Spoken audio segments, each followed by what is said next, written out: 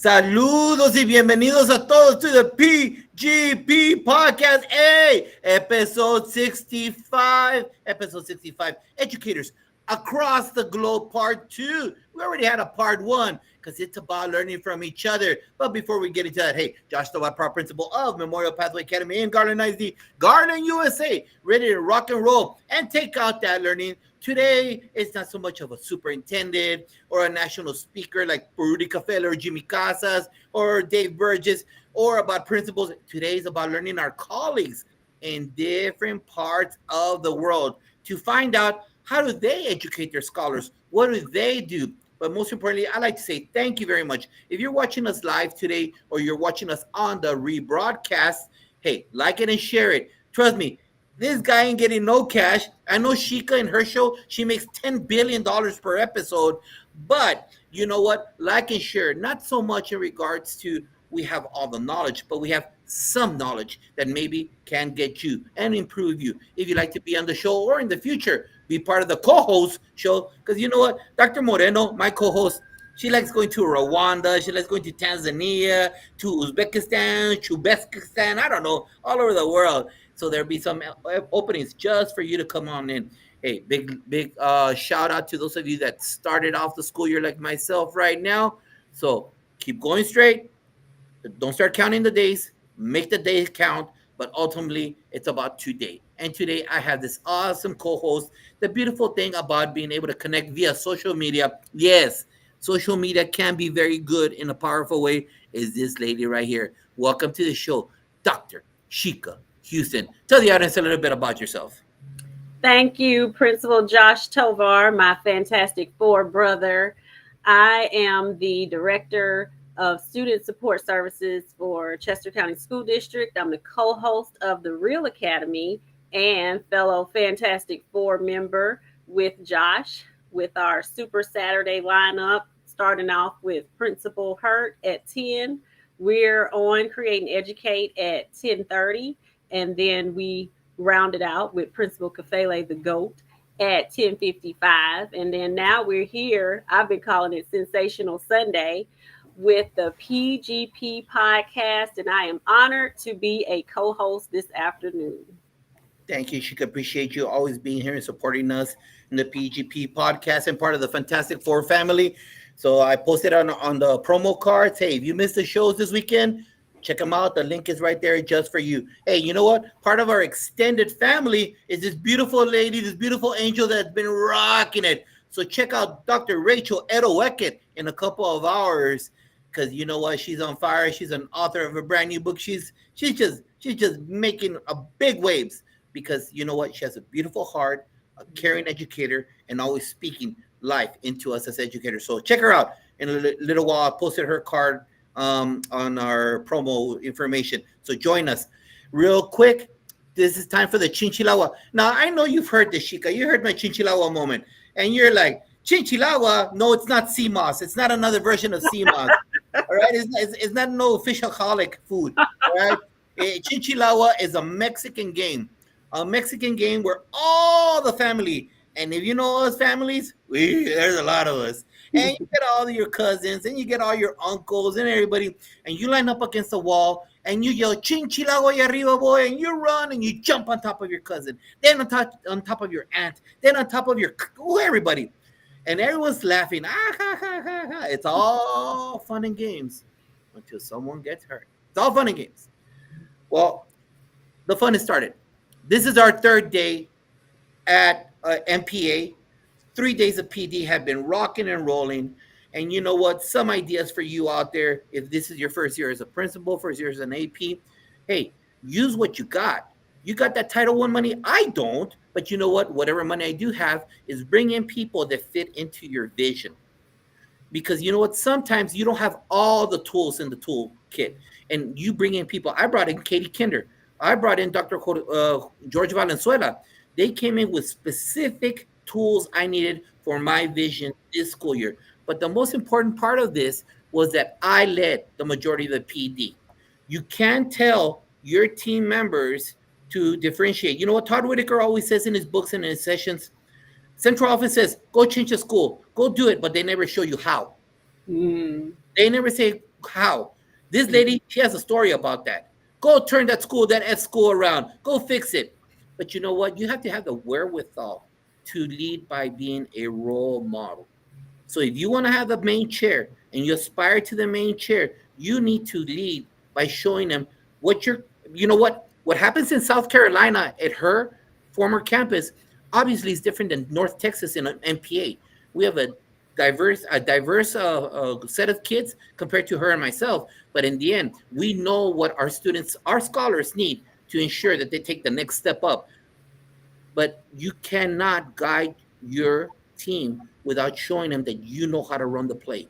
So you as a leader, you have a play. Hey, baby, you better be out there in front of them and showing them this is what, and then you tie it into what you expect in the classroom. So if you're not doing that, you're not being an instructional leader. And you know what? That D might stay that D next year. So you got a role model. And if you don't have the wherewithal, then you bring in people that can teach what that piece is missing in your toolkit. What are your thoughts, Dr. Houston? You're exactly right, Josh. And we get started. Actually, tomorrow is our first day back, but we have had a fantastic convocation. Everybody was excited. I was a part of the choir. So we have gotten people fired up about the school year. We are rooted in purpose. That was our theme. But you're exactly right. You definitely have to be that instructional leader of your school and make sure that people can see you as the instructional leader. And most importantly, out of all that, and I could only let you know because the Lord has blessed me with many years of having the ability of bringing in speakers. Hey, educator, hey, principal, if you bring in a speaker, don't go to your office. Mm-hmm. Stay in there. Because if you go to your office, a assistant principal, if you go to your office and you're not there with a speaker, then you know what you're telling everybody by your non-presence is that it's not important. Yep. You spend kids' money. Some of these speakers charge you $14,000 for 8 hours. $14,000. Some charge you 5, some charge you 10. And that's $10,000 of kids' money, $10,000 of taxpayers' money. And you got to make sure that you have a responsibility as a leader that that money is well invested in the betterment of your team members. Thoughts, Dr. Houston? Yes, I was going to say what I used to do to make sure, because you want to make sure as a leader that you're maximizing that money. I would create a plan for the year of how I'm going to keep reiterating that message from the speaker, because I already had spoken with the speaker to make sure that they were reiterating, just like Josh said, my vision for the year. So their message, you keep it going the rest of the year through your town hall meetings or your grade level meetings, at your faculty meetings. You keep capitalizing on that message. Don't let the momentum die. It's up to you as the instructional leader to extend that message out through the rest of the year. And that's how you maximize your funds for those big messages that you have to spend that big money on. Exactly. And just, I know that the speakers can't say this because they don't want to burn themselves, but I'm going to tell you what everyone tells me. When you leave, you're treating me like a babysitter with your staff. Mm-hmm. That's true. Let me get closer. Hey, administrators spending Title I money. If you leave, you just bought yourself a babysitter because you don't know what they're saying. Yep. And does it fit with your vision? Trust but verify. So please make sure that when you do call in people to supplement your vision and your ability to teach what you expect from your team members, make sure you're there present and holding everyone accountable, starting with who? Starting with you, leader. Starting with yourself, that you're present, being there, and being part of the show, being part of the interaction that is learning. So we're starting off our, before I get into that, I'm sporting my South Carolina Gamecock and my Avid lanyard in honor of my magic co-host, who is a fellow South Carolinian Gamecock fan like I am, and we both love Avid a lot. Those are plugs because you know what? It's good stuff. And you know what? Right now, I'm talking good. Sean Hurd, I'm talking good. If you'd like to check out our very first ever international show, we had episode 48 Dr. Ranu Marash from Trinidad and Tobago, Dr. Harvey from New Zealand, and Tim Stevens from Canada. But now we're going to go a little bit East Coast with our guests. Dude, let me bring him in here. We got ourselves some Malawi. We got ourselves some Ghana. We got ourselves some Guatemala. We got ourselves some Cameroon. Panel, welcome to the show. I will hand it over now for question number 1 to Dr. Sheikah Houston. Go.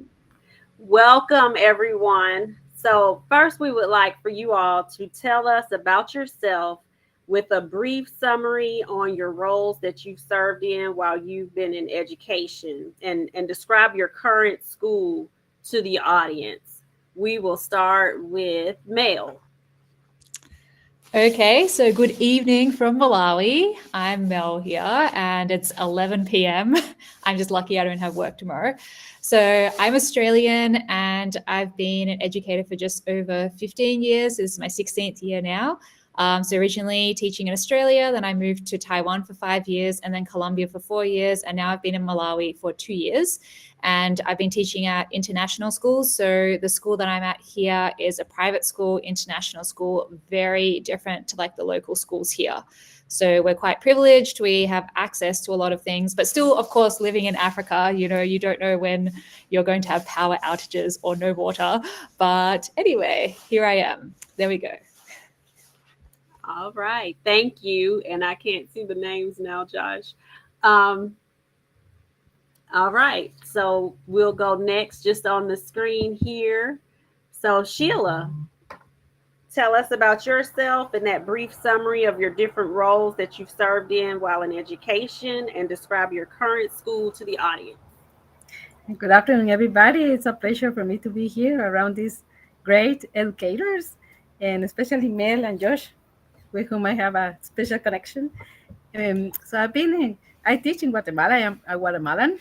I started back in 1995 as a second grade teacher, and now I am the director of learning and teaching at the same school, Colegio de Recreación Americano. It is near the city. So here I am. And in my school, we have international teachers coming from the United States, Barbados, the UK as well. So it's very nice to see that international colleagues around my school. So happy to be here. Awesome. Welcome again. Thank you. And so we'll move right along to Shu, and I hope I'm pronouncing that correctly.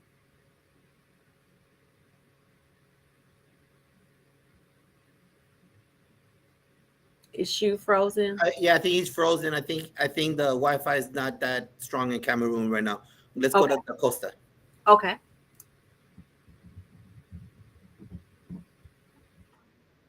Good evening, audience. So, my name is Dakosa Heto from Ghana, West Africa. It is around 9 here. I'm so happy to be here. I want to use this opportunity to thank Mr. Joe Astora for the opportunity to be here. So, I teach in a basic school, Media Presbyterian Basic School, as a math teacher, and I'm the chaplain in the junior high school department, as well as a founder of the Health and Educational Foundation. So happy to be here. Thank you all so much, and welcome. All right. Hey, Thank Sheila, you. let me ask you, who or what inspired you to become an educator? Because you know what, in America, I've asked this question through 64 shows. No one has a specific way of becoming an educator. Someone or something inspired them to go help scholars. Yeah. What was your thing?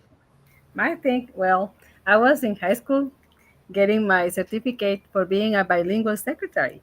And over there, I had this special teacher who was always trying to give us challenges. So one day she told me, look, on Saturday, I teach a school, in a small school. I teach English. Would you like to come and cover for me because I won't be able to be around? So I said, okay, yeah, let's see how it works. And before I got that high school diploma, I had my first contact with teaching. So I think that she inspired me a lot because she was always very fair with the students, and also she treated us very professionally. So I really like that, and also try to help somebody learn something new. That is something that I admire from her. Her name is uh, Teacher Catalan. So she inspired me a lot. Beautiful, beautiful. Big shout out to our followers. Edwin Garcia. I know you're doing a master schedule and you put it down to check us out. Thank you, Shu. Thank you for following. Jefe. Jefe is about to take off to Cali. He's going back to Cali. To Cali. All right, Jefe. Thank you for following us. Constance Gerard. Thank you for being here, part of the Fantastic Four family. Am I missing anyone else? Shika, did I miss? Constance Gerard.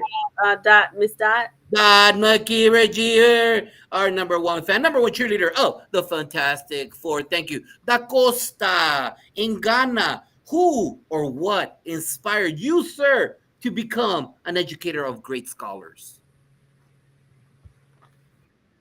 Well, that is an interesting question. So, my grandfather was a teacher. So, when I was a kid, I used to write this lesson notes. He taught me how to write this. So, teaching is in the family. But after senior high school, my pastor in the Assemblies of God said I should go and teach the kids in the children's ministry. So, my pastor is the one that inspired me to be a teacher. Beautiful. Always got that person to inspire us, right? Malawi, Australia, what was it? Colombia? Mel, were you in Colombia before, right? Right? Colombia, Malawi. Mel, who or what inspired you to go all over the globe, young lady? I don't think people actually inspired me necessarily to do that. I mean, like I did find like my grade 6 yearbook, and I did say that you put like, your careers that you want to be. And I did put like teacher or cartoonist or like card designer or something, but I'm not sure like why I put teacher. But then I just carried until like, even when I was finishing high school, that's just something that I was interested in doing.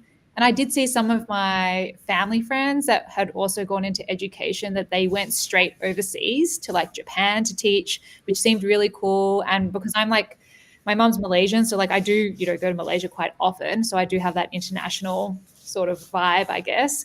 But yeah, I wanted to get some experience in Australia before I shot off overseas, because I was worried. I was like, oh, what if I don't know how to teach? I have no idea. So I mean, I did teach in Australia for a few years first, and then I was like, okay, it's time, let's go.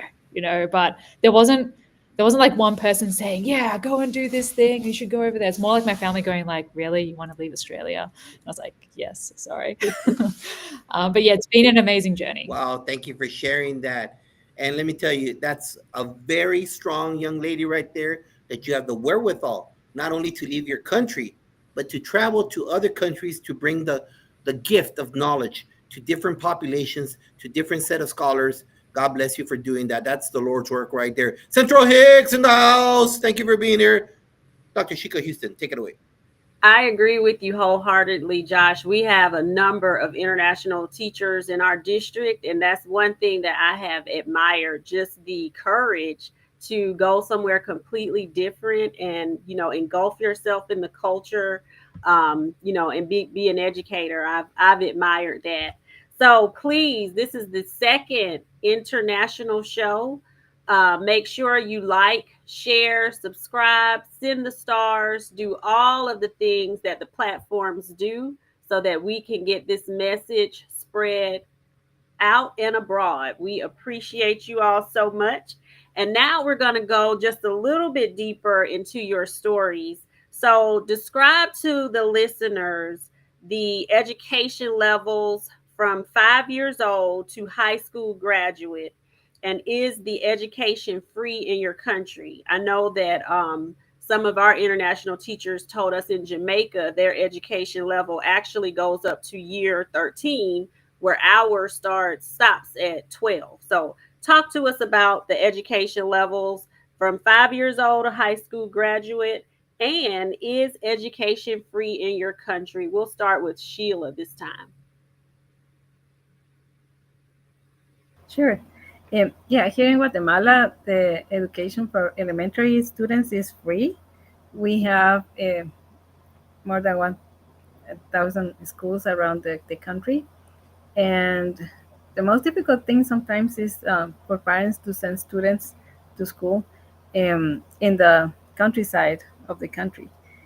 It's free, as I said, but there are also several schools who offer a private uh, alternative to those students. Our school, the scholars go from a grade, the 5 years, from 5 years to 7 years to preschool. That will be the first years. Then elementary starts in grade one, when our students are between 6 and 7 years old, up to grade 13. You're right. Here in Guatemala, we have, when you get to grade 10, you can choose whether to take a path that will give you just the necessary skills to go to the university, which is called bachillerato, like the high school diploma, or you also can have 3 years of a specific career that will allow you to work after you get your certificate. For example, you can be like myself, a secretary, and just get your certificate at 18 years old and go to work. And also you can get your early childhood certificate after 5 years. So you just get it and you can start teaching with to the elementary and lower preschool students. So yeah, it's about 12, 13 years the scholars have to go to school. Then in the for the high school level, there are just a few public schools that offer those options to our students in Guatemala. Most of them go to the private school. So as soon as they get to grade six, they have to choose between those few schools or go to a private school for the rest of the high school. Yeah. And Sheila, about how much do the private schools run? Do you know? Um, about how many students do they have? How much do they cost? Like, Uh, yeah. It ranges from cheap, let's say 200 or 300 Qs, that is like $100 per month, up Okay. to 1,000. So it depends on the yeah, it depends on the and maybe the zone where they are located, the city. Yeah. Mhm. But if you go to the countryside, it can be even $50 per month. Yeah. Okay. Thank you. What about you, DaCosta? Um, Describe your levels, and then is it free in your country?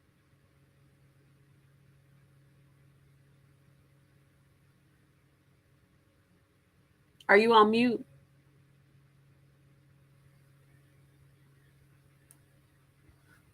So, Go ahead and go to Mel. yeah, we'll go ahead and go to Mel. We'll come back to you, DaCosta. So I'm in a private school, right? So it's very different to being in, I guess, a public school. I had to literally Google and be like, is there, does it cost? And so I think it's the same as Shayla. Like she mentioned like primary education is free, and that seems to be the same for Malawi, unless you're going to a private school, which, you know, you have to pay from primary to 12. And then I think that whether you're in public or private, secondary, you do need to pay for. Yeah. But yeah, the education system here, like I've been with my students to like some of the local schools here, and they'll have 200 students in a class. Like it's a lot. So it's hard like for the teachers to manage to be able to teach, you know, it's not easy. But yeah, I mean, like for me in my school, obviously it's a different, you know, you've got maximum of 25 kids in each class. So it's very different. Would you happen to know, Mel, in a regular Malawi, let's just insert whatever, I don't care. What would be the average classroom teacher size? Would you happen to know? I know, I was saying like it's maybe about 1 to 200. A lot. Yeah, so they just have like really, really big. This is talking about public. Like private is, of course, you have smaller class sizes, but like public, yeah. I mean, like I went to a couple of primary schools that had literally like 150 students in one class. So I mean, it's okay, perfect. And that's kind of the thing. That's the purpose of this show, because we want to know as educators what our brethren are going through. Not so much for us as Americans to say, "Hey, bro, you got it easy," which we do. but just to understand that learning takes place in different forms, different shapes, different abilities to ensure that the future of whatever country is in good hands. And we just want to know those things. Kind of like when Sheila says $100 to $1,000, you know, that's some kind of similar to parochial schools here in the United States. So those are the kind of ignorant, I'm using this as a clinical term, we're ignorant of what happens in Malawi, what happens in Cameroon, what happens in all these other countries, and we like that kind of information. So thank you for sharing that. Most definitely. And DaCosta. Yeah, so in Ghana, grade 5 is part of upper primary. So upper primary starts from grade 4, grade 5, grade 6. Then the junior high school is grade 7, grade 8, and grade 9. So education here is free. The learners don't pay any money. And then it's more theoretical than practical. The class size varies sometimes 70, 80, and 50. Wow. And that's with no behavior Thank you. problems, like when you're saying 100 and 70 and 80, these are well managed classes. No, it's challenging for the teacher because, for a teacher to teach learners who are like 70, it's not easy. I mean, marking of exercise, giving them homework is very, very challenging. That's a lot. Yeah. Hey, Shika, Thank you. as ugly Americans, woo, We woo. complain about 25. You complain about 32 in your classroom? Yeah, we've not had 100 or 70 or 80 or 50.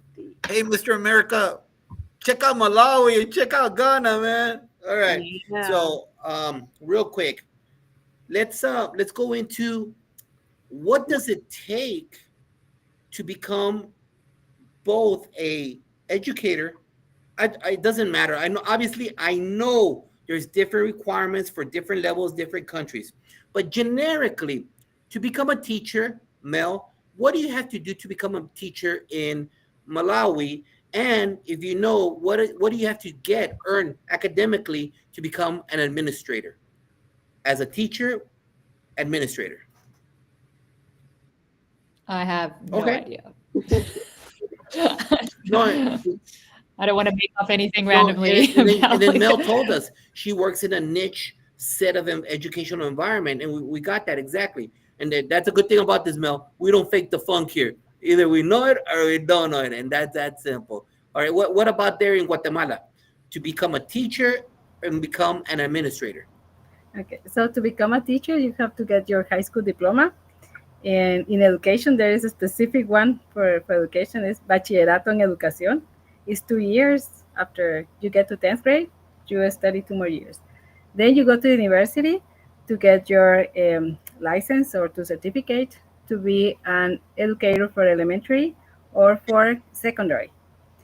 It will depend on the universities, but most of them have a 4-year program where you get your classes, and then the last semester you go to a practicum, and then you become a teacher. And some of the teachers that got the high school diploma, they can start working right away. And also we have the PE teachers. They have their specific school. So after 2 or 3 years of study, they get the certification also to be physical education teachers. Then they should go to the university as well. Then to become an administrator, it's more about experience. It takes a while to get your licenciatura in school administration. There are some universities that have 2 to 3 years programs, and then you get your master's degree in school administration. So yeah, those are basically the requirements for being an administrator: experience and your degrees from the university. Yeah. Perfect. Thank you for sharing that. DaCosta, what happens in Ghana? How do you become a teacher of 200 kids and an administrator that controls classrooms with 200 kids? So in Ghana, you have to go to senior high school after writing basic education certificate examination. That is junior high school external examination. So you go to senior high school for 3 years, and you have to write what we call WASI, West African Certificate Examination. So, and you have to pass the core subject. The core subjects are English, mathematics, social studies, and science. Then you go to College of Education, to attend college. So after college, you specify the subjects you want to study, either math, science, and then when you graduate, you write a licensure exam.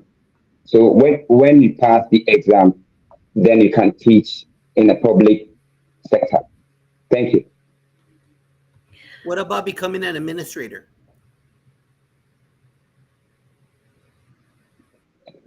Yes, so if you want to be an administrator, you have to go to college, you have to go to university and do administrative courses related. Okay. Because in Ghana, college of education is mainly for teachers. So the college route via for In, yes, but in junior high school, you are a subject teacher. Like from grade 7 up to grade 9, you are a subject teacher. You teach math or you teach science, but in a primary level, you are a class teacher. So that is the difference. Perfect. All right, all right.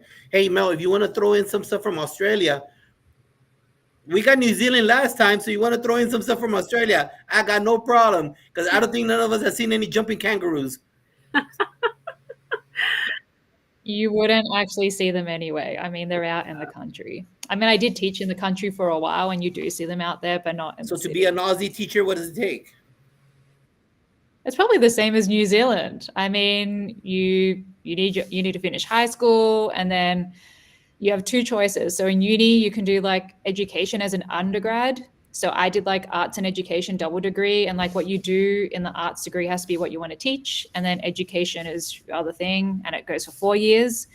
The last year is like some practicum and stuff, and then off you go into the teaching world. Then you have like a year of like sort of probationary stuff where people, evaluate to say like, oh yes, you can continue to be an actual fully qualified teacher, or they're like, nope, you may not. But the other option is probably the same around the world, where you can do like an undergrad degree in something and then later do like either a master's in education or like a graduate diploma in education to get into teaching in that way. That's also another option. And like for administration, yeah, there's like, it's the same as like what Shayla said, like about, it's your experience, you need a certain amount of experience and then some sort of administrative qualification. So Yeah. there is no standard line panel. There is no standard line. So I'm going to tell you, what we pay in Texas is not what they pay in South Carolina. Shika has told me Texas pays way more than you all with teachers. Mhm. So just what you consider average, I know that's a very generic thing, but just to give us Americans a little line, what do you feel is the average salary? Let's just use a month. What do you think a teacher earns in Malawi, Australia? Just something. But you're going to be asking like US dollars or something. Well, let's just right? throw it out there, and then whoever is like, I'm just a history teacher. I'm not a math person to transfer over pounds and francs and pesos. All right. I mean, in Australia, it's like America where each state Okay. is different. And so it depends on which state you're in as to how much you get. And it also depends if you're in government or in private, right?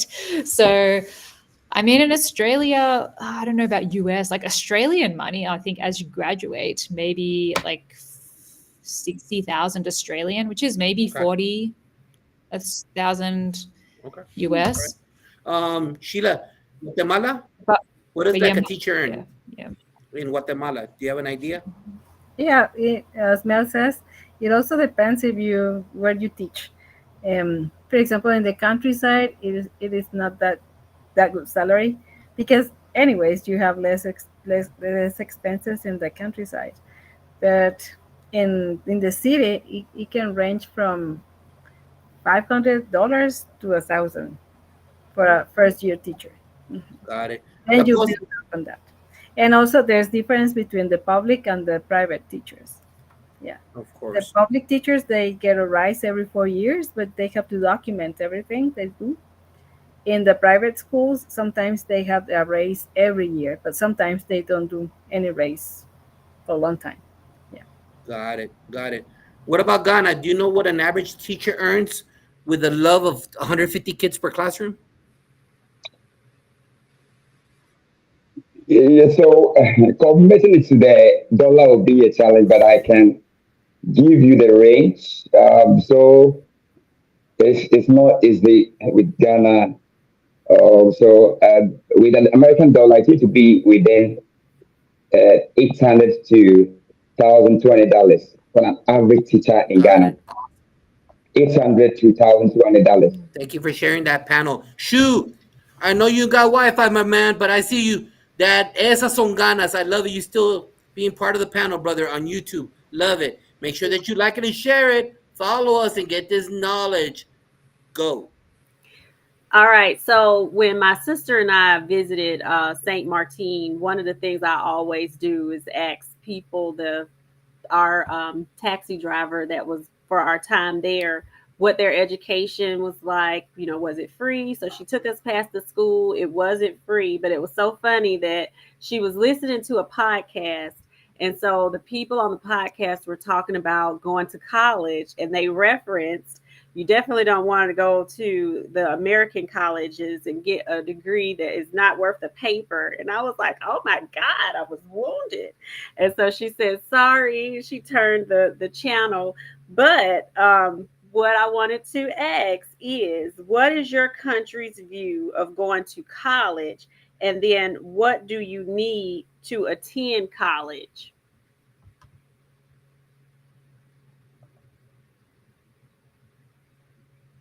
Oh, I'm sorry. I'm supposed to say who to start with. We'll start with Sheila.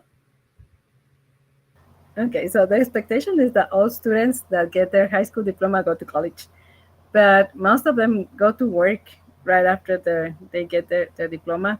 In Guatemala, we have a huge, field for the call centers.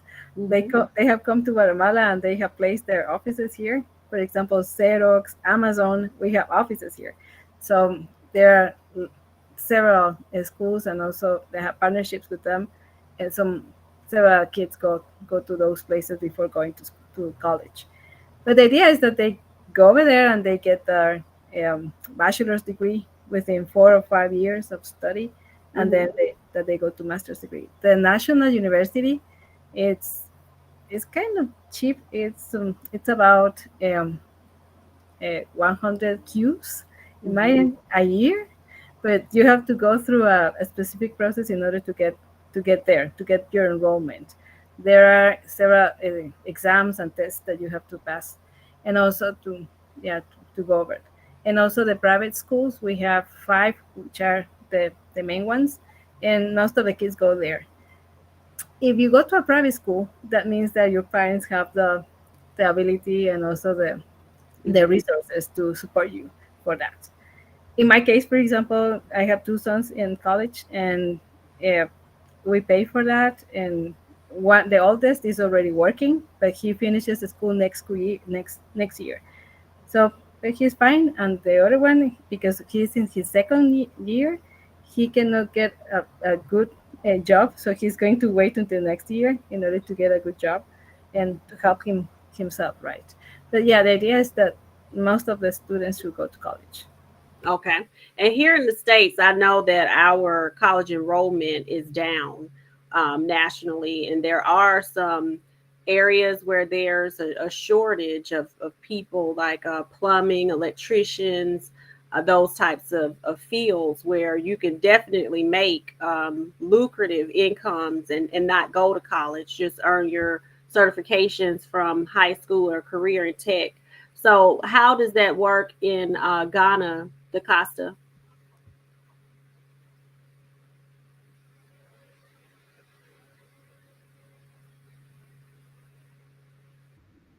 Come again, please.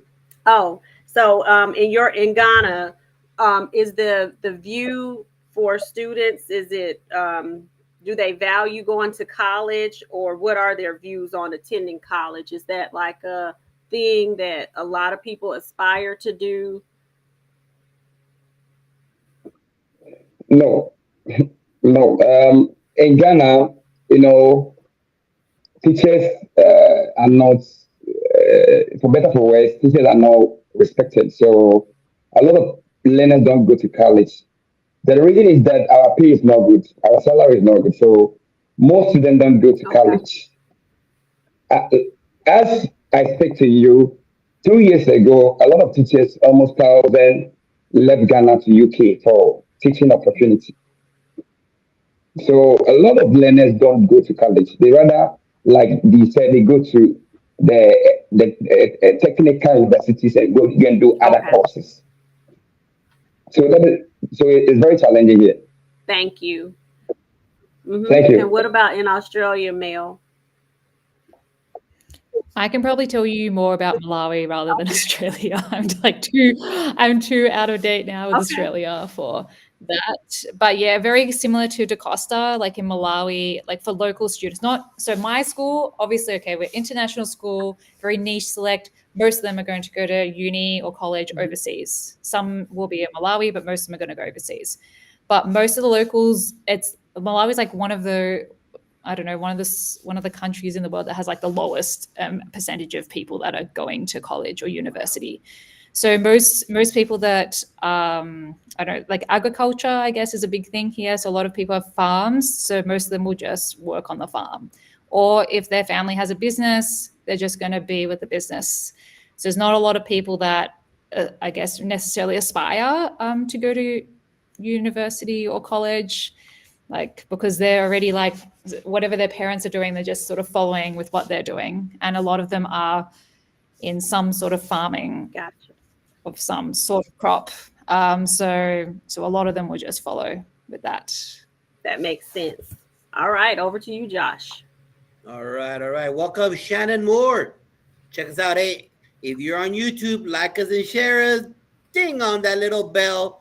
Help us out. Send a message of Malawi, of Ghana, of Cameroon, of Guatemala, South Carolina. Don't matter. Follow us up right there. So, my question to you, DaCosta, when you are, and all of you,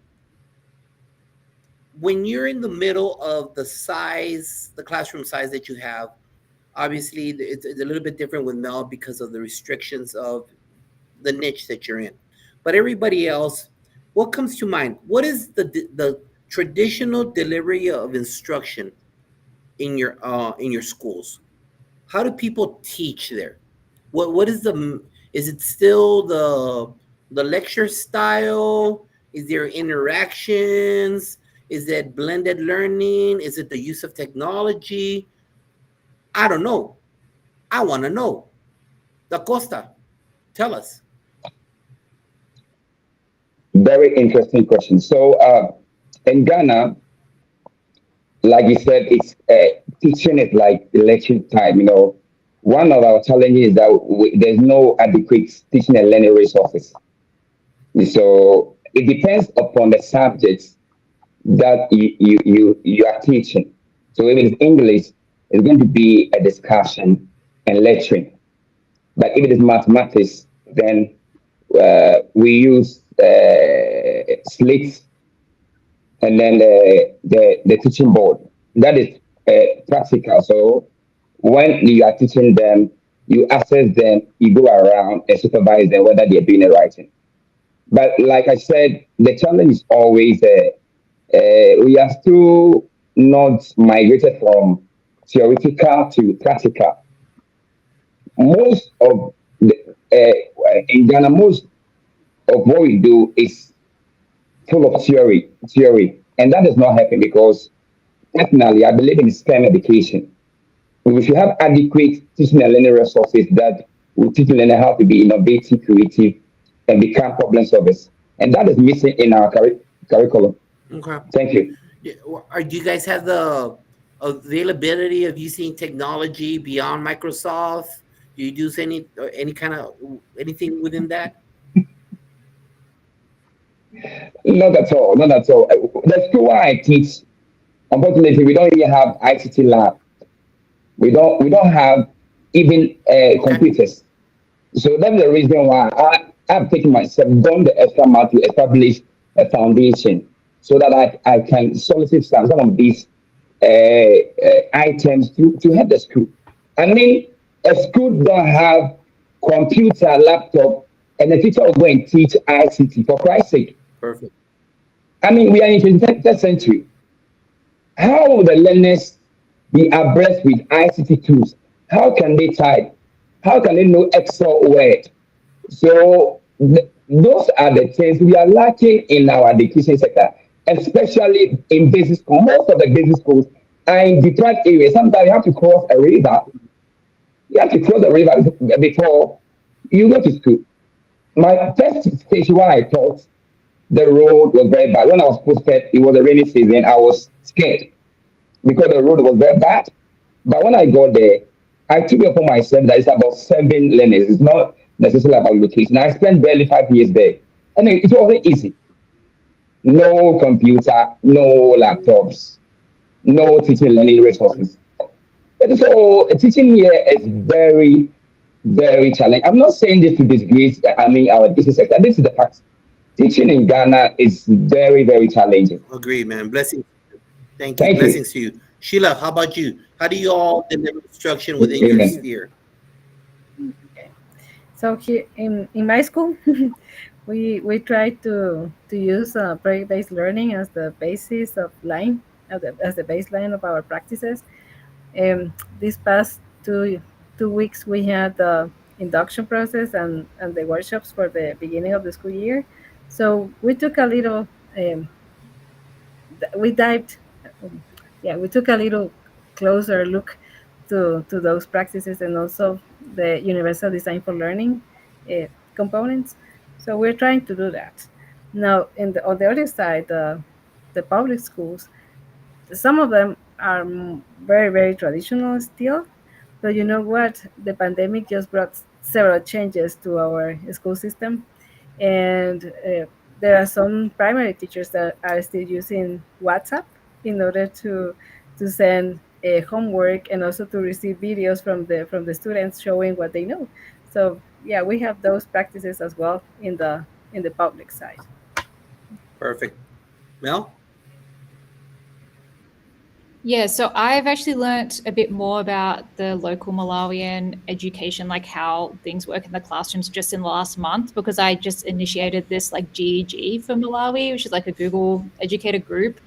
And some of the people that have responded, to the forums, they're like, okay, so what are we going to do? Because, we don't have computers or anything. And then so I asked, do the teachers have any devices? And so most teachers have a phone.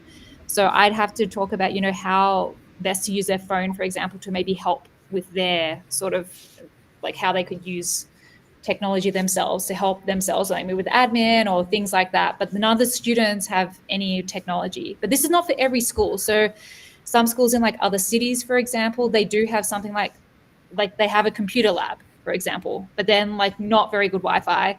So a lot of the teachers are not very willing to, try technology when it's not really working most of the time. So that's a bit of a challenge, like trying to work out, but it really depends on where they are. But in like the majority of the schools, they won't have any access to a laptop or iPad or anything like that. It's more like the teachers with their phones, and the students usually aren't allowed technology. If they did have a phone for some reason, which is quite rare, they wouldn't be allowed to use it anyway.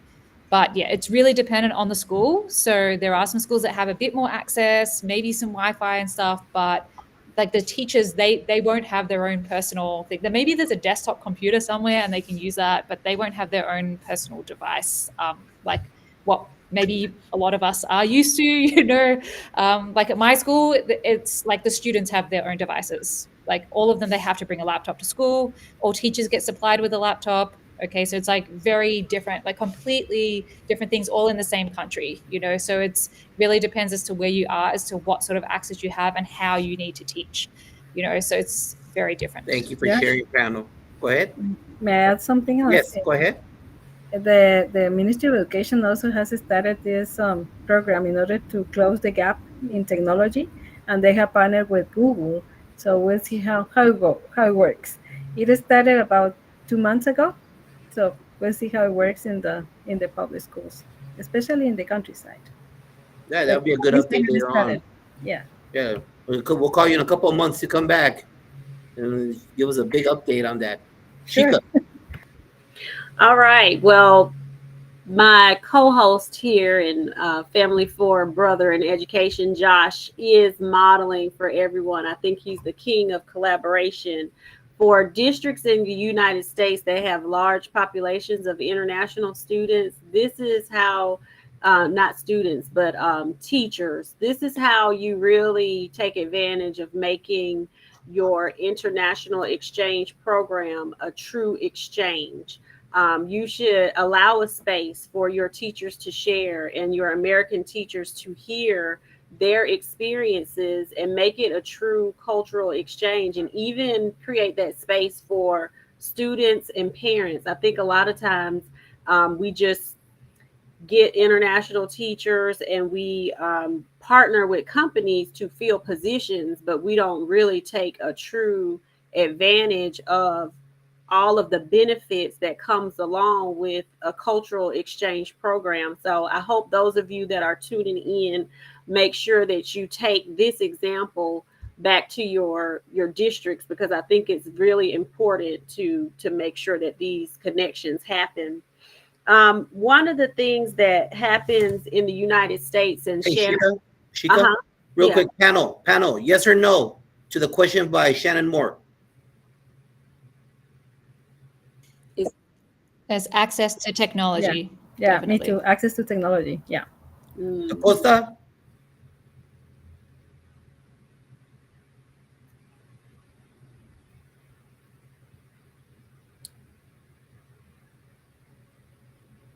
Is access to technology? Yeah. For example, in the countryside in Guatemala, we have the cell phones, the smartphones that the little kids have. For example, at night we can see TikToks in the middle of the countryside. So, yeah, I think that Wi-Fi is good. That they need to know how to use that type of technology for the good educational purposes. Thank you. Chica. Okay, so another thing that Shannon brought up that I thought was really good, and Sheila brought it up too, universal design learning and personalized learning. I'm a big fan of that. Also of STEAM and project-based learning. I think that really makes learning hands-on and relevant for students. In some of our schools that are more traditional, that don't have those types of programs, what we find is that students really don't connect a lot to the lessons. They don't find them relevant. And so what ends up happening is they are acting out, having a lot of behavior problems in the classrooms that leads to disruptions, fights, drug usage, all types of things. So in your countries, are you experiencing any of these types of behavior outbursts due to that disconnect to the curriculum, or is it all really relevant? We'll start with you, Mel. As in, like, can you repeat the question Sure. again? That was like Yeah. a lot. In your country, is there like a great connection for students? Do they find your curriculum relevant? And in that instance, they, don't really experience behavior challenges, or is there a disconnect and you all are seeing lots of behavior challenges with students? And then how do you handle those behavior challenges? I think at the school that I'm at the moment, there's not a lot of behavior issues. Like, of course, there's some students, they are teenagers, but it's not necessarily because whether like the curriculum is relevant or not. I mean, being like an IB school, most like the things that we do are supposed to be more inquiry based and supposed to be more real world application based, but not everything is like teaching maths. Not every single thing. I mean, like maybe DaCosta can do it, okay, but I haven't been able to connect every single type of maths to real life, okay, not in a way that they would think is relevant necessarily. unfortunately, sometimes it's just the building blocks to get somewhere. So some of the students are definitely disengaged, okay, but they don't necessarily act Gotcha. out all the time. So it's, yeah. Okay, thank you. What about you, Sheila? Yeah, I think that is just a matter of changing the words that we use in order to give instructions to students and the type of work that they should do. So it would be nice to see more coming from worksheets in order to do more inquiry-based education.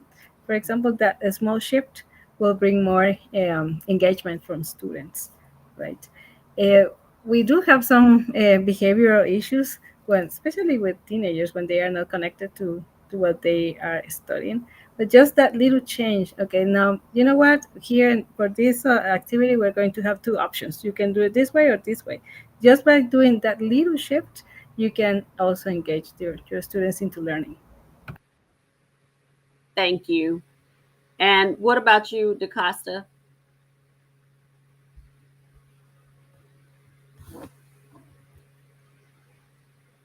You're on mute, DaCosta. We can't hear you. Okay, I think it's okay now. So we have some few behaviors that are challenging it. Like my colleague mentioned, teenagers' sexual immorality. Sometimes we see these occurrences in the school.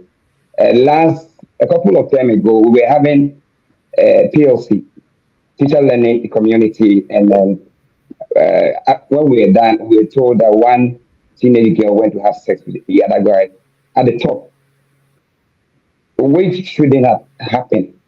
So we have these few challenges, and as a chaplain, what I do is that sometimes I engage them in discipleship class. I teach them the word of God. So that is the way I'm using to address the challenge. Thank you. Thank you. Over to you, Josh. So we're towards the end of our great conversation here. That's a lot. My two brain cells are trying to grab all these different countries. That's a lot. That's a lot of information right there. Let's go into the specificity of the learning styles in the classroom, but pretty much again superficial, because here in America we've got the two ends, and I'm just using this like generic terms because as it is in America, we have 50 different ways of talking about education. So there's no way I could use like the Texas terms in South Carolina are not the same for education. Our alphabet soups are all jacked up. All right. So how do you guys address? I'm just going to use caveman simple terms.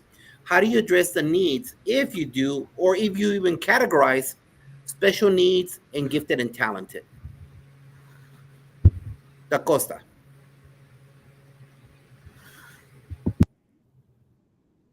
Okay, so one of the things that we do is that we do in a time we do project work. Some learners have talents that we don't know. And so one of it, part of our curriculum, we have a project work for them. So in doing the project work, you see some learners have a talent of creating things. So that is one way. The other way to that we do is that we sometimes invite people who are STEM experts who comes to the school and then come and teach learners about the science, technology, mathematics, and then engineering. Okay. Okay. Thank you. Guatemala, GT SPED. Okay, so in my school, what we usually do is to give them options for students. For example, they have the AP courses where the gifted and talented can get to. They can choose. And also, a couple of years ago, we started exploratory courses in high school. And some of the students who really like to do things, different things, they have led those courses. So I think that those are opportunities where students can thrive. And then for the low achievers, we also have the chemistry teacher, for example. She opened up a space for reinforcement for those students who really need another kind of approach. And we also have the IEP programs in elementary and high school. Okay. Awesome. Mel? So again, remember, I'm speaking from my very niche international school, and we are very privileged. And this is not representative of local schools at all in Malawi, because as like she was saying in the chat there, and like Cameroon, with like the huge class sizes, I mean, it will be a huge challenge to have any sort of program really for the kids. But for us, okay, we've got the maximum size of the 25 kids. And so we do have like a learning support team in primary and also in secondary. So like a team of teachers that are working with different grade levels for students that have, for example, like any sort of learning needs. So those students that have been diagnosed with something or need extra support, we have like tier 1, 2, and 3 students. So like each of them, they have an IEP. So this school has only introduced this in the last few years, so it's still pretty new. So they're still implementing it, and it's happening. So it's a good progress. It still needs like a lot of support, of course, but there are some support teachers that are for specific subjects. There are some students that have like one-on-one aids because they have a special type of need. There's not many students that are like that, but there are, yeah. So it just depends. But it's still a developing program, but yeah, it's getting there. Yeah.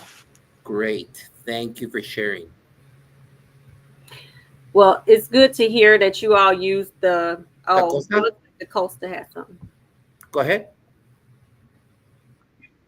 Yes, I wanted to add something. What we also do is that we have extracurricular activities like entertainment, singing and dancing. Some of the learners, they are not academically inclined, so they know how to dance, sing, and we have sports as well, football, volleyball, and the rest. Athletics. Okay. Very cool.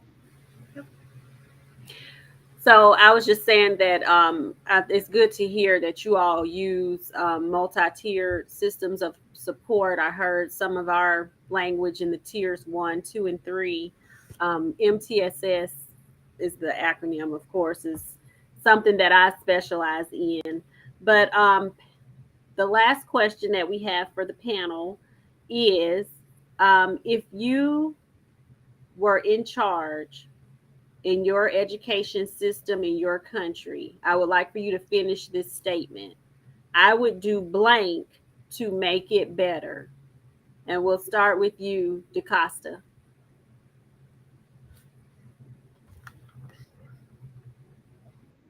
Discipleship. I'm a chaplain. And education without values is incomplete.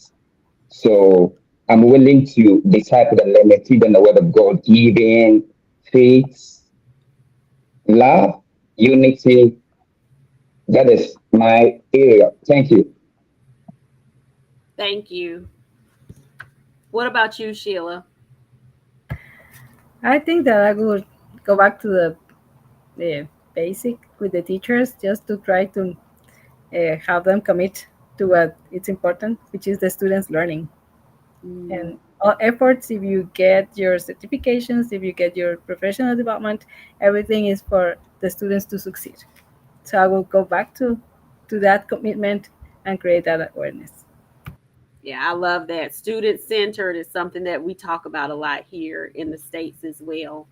And what about you, Mel? Okay, so we're thinking of Malawi, right, as a whole, not talking about my school. So, I mean, it's just like having more facilities, I think, for teachers, like more different rooms and stuff that's not so huge, so you can have like smaller class sizes and more teachers. So I think there's like lots of schools that maybe they actually have some space, but they don't have enough teachers like to be able to like break up the students and stuff. And I think it's just like encouraging more people to want to be in education. But then for that to happen, you need to have the learning environment to be improved, right? So I think it's a big challenge. Well, thank you. It's good to hear that, or good to be here for this conversation, because when we have these conversations, we hear that we have more things in common than really our differences. So over to you, Josh. All right, and it's time for our lightning round. Mel already gave me the no shake. All right, here we go. Mel, we're going to finish with you, Mel. So It's a lightning round, Sheila and Da Costa. That means we don't talk that much, all right? Other than number two, this is to the you all know if you follow us, I don't tell anyone the questions other than the lightning round because it has to be quick. So we're gonna close off real quick. And you know what I've learned being in this campus? If you know or you don't know Mel, Sheila, and Da Costa, my home right here, last year we had 14 languages, 9 countries. This is every kid that comes from out of the country, they come here to learn English. And I learned one thing.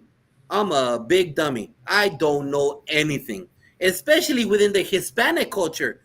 Man, El Salvadoreño, Hondureño, Costarricense, Puerto Rico, Cubano, they're all different. We're not a monolith. Facts. So, the good thing about having these conversations is that you learn that what I mean in American thought process is totally different, as it might be in Cameroon. It might be different in Ghana.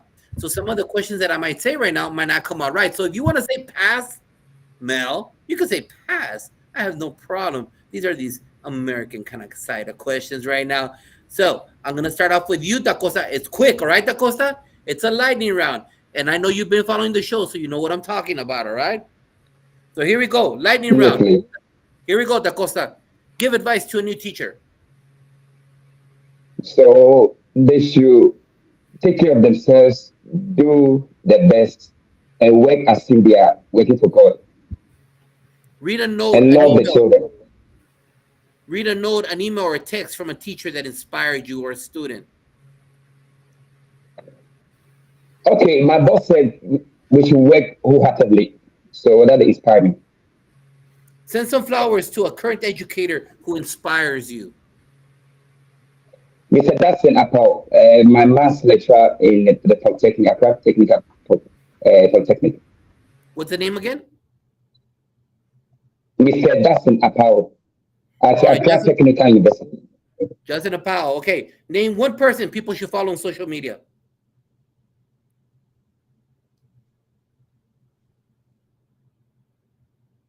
All right, we'll pass on that one.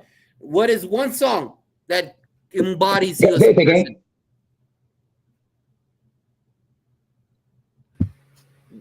One person people should follow on social media. Who do you recommend?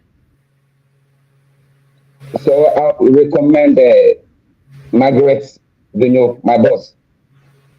All right, got it. What's one song that embodies you? What song represents you, Da Costa? Ooh, Maria Carey, Hero. Ooh, look at you. What's your favorite quote? Our greatest fear that we are inadequate but powerful beyond measure. What's your favorite cheat I want food? that. In your burger. You I know, don't know in what you your said, but burger, you said it with spirit. granite branded burger. All right, And all right. it's in, yeah, you got us? What? Yeah. What's your favorite TV show or book? Point of view, it's on the Channel One TV. It's the current issues in Ghana. So if anybody wants to reach out to Ghana to talk to the Costa Ajito, how do they get a hold of you, sir? All right, trying to correct it is I had to, not I hate to. I had to. Can you say that? So Da Costa had to. I'm on LinkedIn and Facebook. But on X, it is Pogo E. Pogo KPOGOH, capital E, and then. In case Thank you you. didn't get that, in case you didn't get that, he's been tagged on our 3 promos. You can reach out to that cat. For sure, you're gonna find him on LinkedIn. He's on fire right there. Here we go, Sheila. Ahí vamos, lista, mujer. Bueno, demos pues. Give advice to a new teacher. Okay, be very clear on your procedures and routines since day one and keep on that. Perfect. Read a note, an email, a text from a teacher or student that inspired you. Well, she was a student back in 1995 for me, and on Facebook she posted something about teachers, and she tagged me on that, so that really inspired me. Woo! Send some flowers to a current educator who inspires you. Well, flowers to my GG Guatemala colleagues, Claudina, Dulce, Betsy, and of course my friend Mel. Name one person people should follow on social media. Perla Zamora. Perla Zamora. What's one song that embodies you as a person, your spirit? Well, you see, I'm a very 1990s fan of the band Bon Jovi. So I really love It's My Life. Woo! There So you my heart go. is like an open highway. Shika, you get that? It's my life, all right? It's my Yeah. life. All right. I got it. All right. What's your favorite quote? Well, Nelson Mandela's quote, education is the most powerful weapon which you can use to change the world. What's your favorite cheat food or sweet? Well, pasta. That's my favorite food. What's your favorite TV show or book? I really love rom-coms, romantic comedies. So those are my favorite. And on Netflix, I have those. And also the Christmas shows from Hallmark. Those are my favorite. Love it, love it, love it.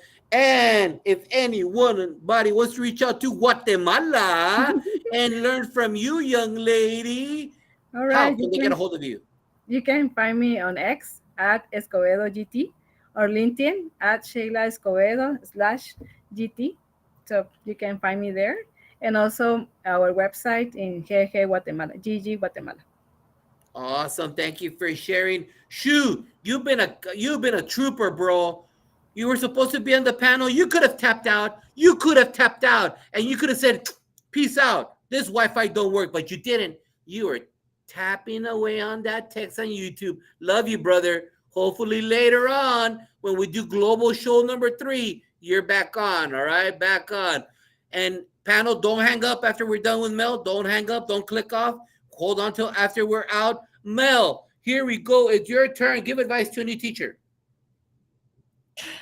Okay, I'd say don't be afraid to ask questions and build your family. Like connections are so important from the start. Perfect. Read a note, an email, or text from a teacher student that inspired you.